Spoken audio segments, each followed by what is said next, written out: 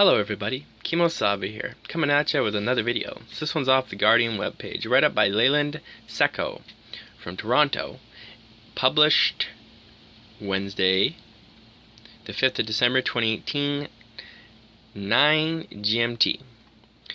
So, here we have it. We're sounding the alarm. Half of Canada's Chinook salmon endangered. Prospects for the species look dire as federal science body finds that only one of the country's 16 population is believed to be stable.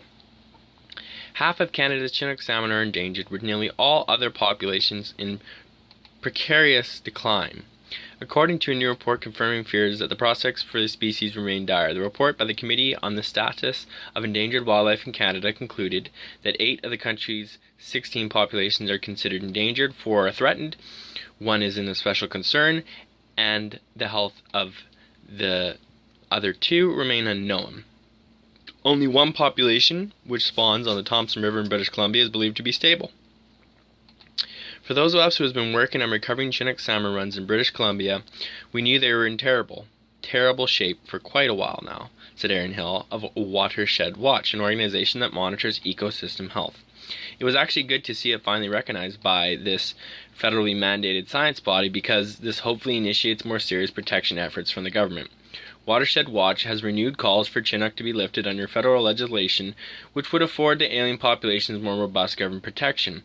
But similar calls were made last year when the same committee of scientists found that 1/3 of sockeye salmon are endangered, and the federal government has yet to take action. There are some rivers where there are thought to be fewer than 200 fish still remaining.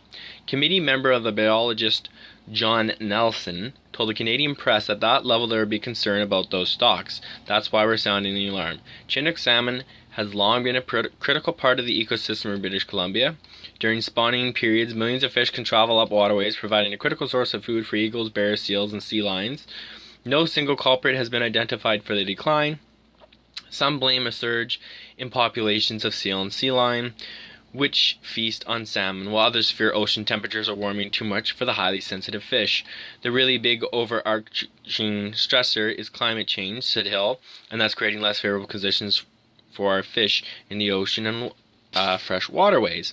And that's exuberated by all these other stressors. Chinook salmon are also a critical source of food for the endangered South resident killer whale, which the federal government has spent millions of dollars attempting to protect. We need to look after the region in its entirety, from headwaters to the ocean, said Megan Leslie of the World Wildlife Fund Canada. We need to act quickly to reduce threats to wildlife and prioritize actions that have the best chance of success. Hopefully you like the write-up, everybody, and be awesome if you'd leave me with some comments. Great if you subscribed, and we'll see you in the next one. Thanks, everybody. Kemo Sabi out.